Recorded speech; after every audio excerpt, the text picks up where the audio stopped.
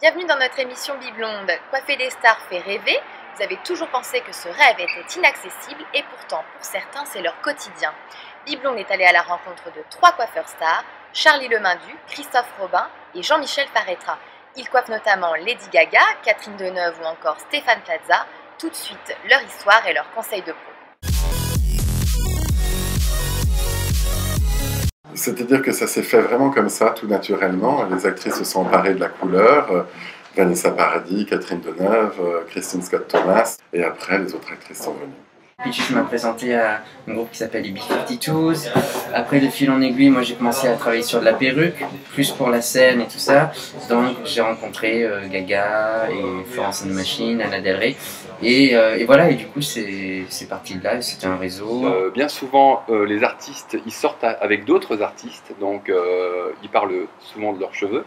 Chez les filles, c'est souvent le cas.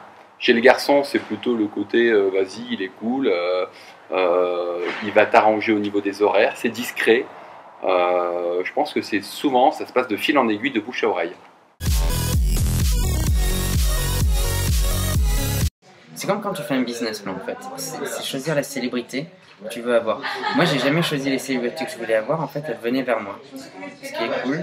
Et voilà, après tous les célébrités que je fais elles sont un petit peu dans mon style, comme donc Gaga, Peaches, tout ça, donc il y a la référence un peu trash, drag queen aussi. Respecter sa propre image, envoyer un email, même sur Facebook, moi c'est comme ça que je fais. Par exemple, un groupe qui s'appelle The Antwoord, je les ai contactés par Facebook, non par MySpace, et du coup ils me répondent. Donc c'est vraiment y aller au culot aussi. J'ai jamais menti. Quand il faut passer d'un brun à un blond, ensuite à un rouge, je leur ai toujours dit attention, les cheveux vont souffrir, voilà ce qu'il va falloir faire, dormir toute la nuit avec des huiles végétales, se laver avec des shampoings pas détergents, assurer la couleur comme ça. En fait, en étant vraiment très réalistique, en étant vraiment honnête, en empathie avec elles évidemment, et en leur expliquant vraiment ce que c'est que le soin du cheveu et comment il faut soigner ses cheveux, c'est comme ça que je pense que j'ai réussi à garder cette crédibilité depuis presque 30 ans maintenant. Et puis, il ne faut pas se prendre pour un artiste non plus. Vous voyez, on est plus comme... Moi, j'envisage mon métier vraiment comme un métier d'artisanat. Surtout, il ne faut pas être fan. Alors là, si vous êtes fan, c'est cuit. Ils vont venir une fois, ils ne viendront pas une deuxième fois. Il faut aussi bien savoir les écouter, les comprendre, rester malgré tout froid au début, ne pas paniquer, ne pas être tout excité parce que c'est un artiste, une star, une grande star qui arrive. Je pense qu'il faut rester dans un premier temps naturel. Et au fur et à mesure, il faut se faire aimer. Parce que les artistes et les grandes stars aiment que leurs coiffeurs les aiment. Mais on ne va pas non plus en faire des tonnes. On fait un métier de service, qu'on est à leur service. Moi, je vous vois tout le monde et on vous voit. Ça crée déjà une espèce de relation de service, et il faut garder cette distance professionnelle. Je pense que le vouvoiement est vraiment un atout. On a une clientèle qui nous ressemble, et même des people qui nous ressemblent par rapport à ce qu'on est nous-mêmes. Ils viennent chercher évidemment une bonne technique de coupe, ils viennent chercher un look, ils viennent chercher un conseil, mais au-delà de ça, ils viennent chercher une qualité humaine qui souvent est la même que la leur. Tu peux te laisser embarquer à travailler qu'avec une seule célébrité. Et si tu te laisses avoir à vraiment bosser souvent avec eux, tu as l'image de cette célébrité. A bientôt Biblon. Et ben bye bye Biblonde, bon travail. Alors Biblon, c'est THE magazine. Moi je l'aime. Bravo Biblon.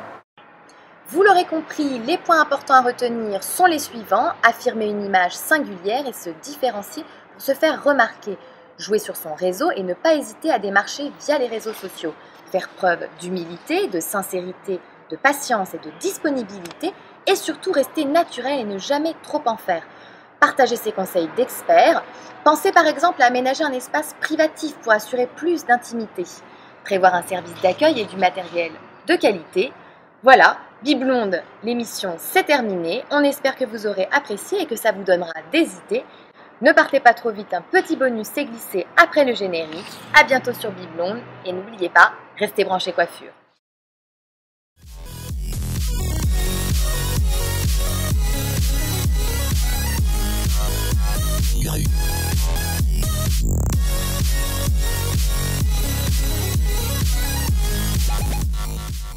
un artiste qui est médiatisé est très différent d'un client lambda, puisqu'il a des obligations de look.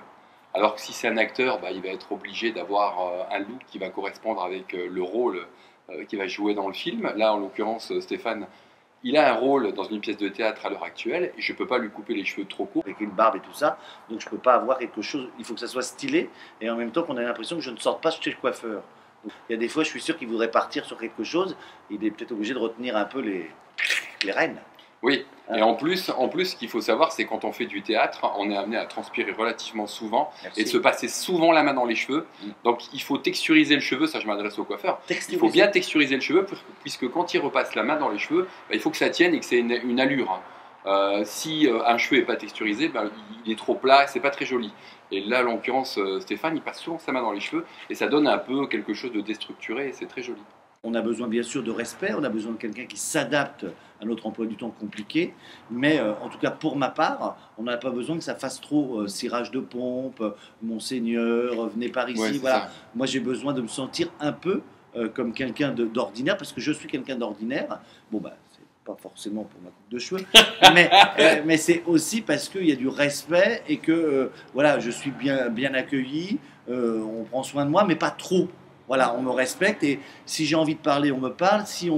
Il s'adapte aussi à mon caractère. Si j'ai des soucis, il arrive à le percevoir et il sait que par une phrase ou deux, je ne vais pas trop parler et que j'ai besoin de me renfermer sur moi-même. Enfin voilà, il y a du respect. Rester simple, avoir le conseil, avoir aussi une certaine psychologie sur l'état actuel de la personne qui vient. Alors, moi, si on peut leur dire quand même, On leur dit. exceptionnellement, pour tous ceux qui auront vu ça, Dis-le. ils auront 50% sur la pièce. Oui. Et vous verrez, j'aurai des cheveux déstructurés, magnifiques, Jean-Michel. Avec des tuteurs. Regardez. Regardez, comme ça. Vous allez Comme voir. ça, mais les Il tuteurs sont adore, invisibles. il adore mon crâne. Voilà. Je vous embrasse, je vous laisse avec Jean-Michel.